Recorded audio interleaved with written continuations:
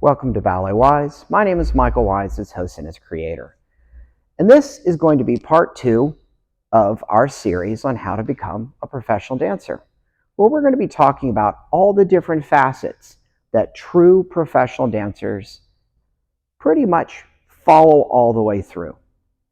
Now, we already did part 1, which was talking about the mind, or the position or the state of mind for most professional dancers. So today's topic, well, we're talking about your training, how to train as you're working towards that professional career. So when you walk into your ballet classes, and I realize that most of you are going to be in smaller studios, some of you might be in professional schools, and some of you may already be working towards getting that professional career started. But when you're in class, how are you approaching it? You know, we all know what first position is, and we all know what fifth position is, and we all know what a tendu is, so I'm not going to go into that. But what I'm going to be asking you is, are you trying to lift your leg a little bit higher every single day? Do you have a true understanding of how that tendu is done, how that plie is done, what muscles you should feel? Do you have the ability to understand and know why you're doing what you're doing? You don't need to know it in such a way that you're trying to teach it to others. Your goal is to understand it for yourself. Because when you turn your leg out properly, there are certain muscle groups you will use. And these are things I didn't learn when I was a lot younger, and I wish I did. I learned it when I was finally 18 years old. I turned my leg out for the first time properly.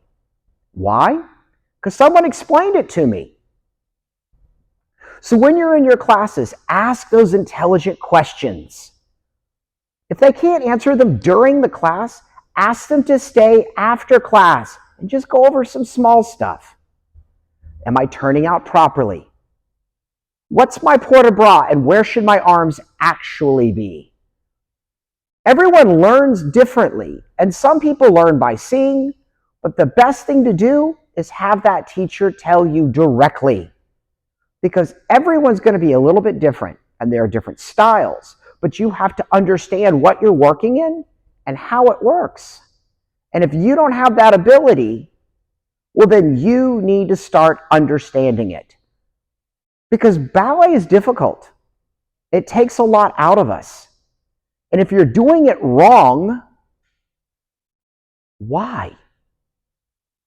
And if you don't know if you're doing it wrong, find out. That's what that teacher's there for. It doesn't matter whether you're in a small school or a large professional school or you're training in a professional area. These tools, understanding your technique, pushing your limits, lifting your leg properly, working on that extension.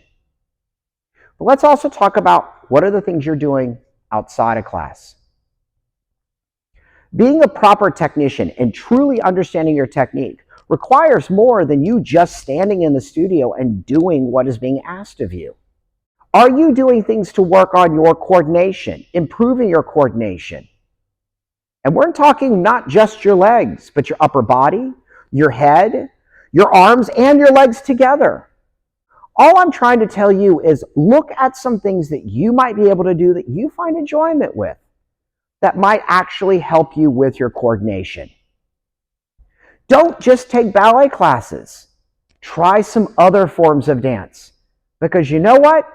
Dance is dance. It all works together. If you're more the very uptight kind of individual, you probably need to start taking some modern classes. If you're more loose, you need to be focusing on more the regimented style dances. And it's important that we learn to move, not just stand up and hold our arm in second position. The greatest dancers that are out there, the way they work, what they do in class, is they're only doing exactly what is required to make that technique work and nothing more. They're not wasting their time. They're surgical. They look exactly at those combinations. They very quickly understand how it works, what needs to be done, and they apply it. Now, you might actually have some very specific things that you want to work on, and you can apply that to that basic recipe. You know the combination, you know what it takes, but you're going to make a modification in the sense of when you bring your leg back in, you're going to double down on that supporting leg and you're going to pull that knee back. But all dancers do that. We all have our weaknesses, but we work on them within the combinations that are given to us. Now, another important aspect of your training is where you're doing it. Now, I'm not saying that small studios don't have the ability to help you become that professional dancer. But most small studios just do not have that caliber of teacher. That's why professional ballet schools exist. Now, there are large schools all over the country that have track records on developing high-end professional dancers. And all of those dancers there, they came from a studio just like yours. Now, the larger schools that really have more of that focus, you have to understand that that's an even more competitive atmosphere than what you're dealing with in your school. Once again, you're still going to be taking regular classes. You're still going to be trying to push your envelope. You're going to be working smart. You're going to be applying every detail to what you need to do. And yes, you may end up with teachers that have more knowledge, more understanding, and more experience. But use that to your advantage. But understand that there are way, way more dancers out there that are epic technicians. Can't find jobs or are stuck in the court of ballet. Because technique by itself, boring. You watch somebody that's technically perfect. You don't need to watch them again. You've seen it. It's already done. But somebody that brings that, the mental aspect into it, the technical aspect into it, and then some other things, that's what really makes those dancers that move up in the companies, that get those great roles in those schools, they're the ones that just create magic on the stage. So don't let technique be your only focus. Look at it as a table. Each one of those legs is a very specific thing that you have to know and understand and integrate into how you're working, where you're working, and who you're working with, and what you're bringing to the table. Not everyone's going to be able to do these things. I'm laying these pieces out for you because you might be just that one kid that can. You can't be afraid. There is no fear. There's that sense of wonderment and exploration. It's the fact that we just feel natural when we move, and when we don't move, we don't feel like ourselves. It's a wonderful world to be in. So don't fool yourself into believing that this is the answer to all of your problems, because it's not.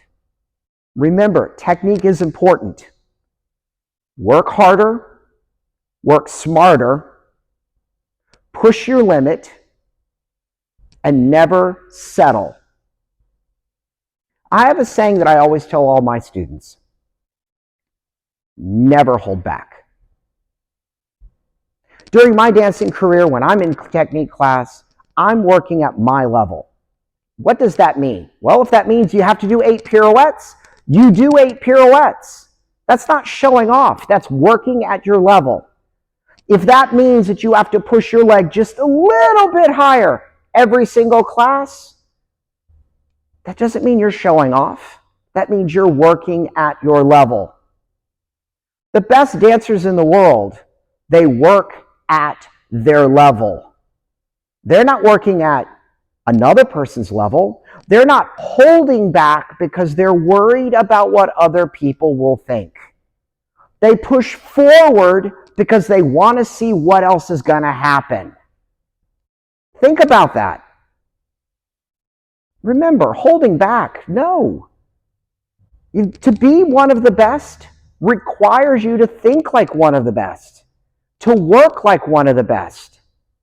Yes, technique is hard, and you will find there are going to be certain technical aspects that you excel in, and some that you probably want to beat your head against a wall. So everyone needs to understand these things. Know who you're training with and work with them. Ask smart questions. When you work, do what is asked. Know how it's done. And if you don't, ask the question. And if the teacher can't tell you, it might be time to find a new teacher. Just like I said in the very first video, a ballet dancer is like a cocktail. We're a mixture of all these different things. And if you put too much of this and not enough of that in that cocktail, it's not going to taste the same. It's not going to look the same. It's not going to be right. So remember that technique is important, but it is not the answer to everything. So hopefully this is giving you a better perspective of what else it's going to take. We're doing this 4-part series because there's just too much to talk about and too much to point out. So each video, we want to make sure that we're taking the time to give you the information that you need. So remember, you got to want it, you got to love it, you got to be competitive, and you got to be willing to do what it takes. And all that applies in technique class. Work the right way, ask smart questions, and push your limit. Oh, try to love the process as well. Now, if you like this video, give us a thumbs up. If you're not subscribed, you might want to because you're not going to want to miss all the other sections that will be coming up. If you haven't checked out section 1, go back and check it out because it's going to make this video make a lot more sense. So once again, my name is Michael Wise. This has been BalletWise. Keep dancing, and remember, be the best person you can be. Bye.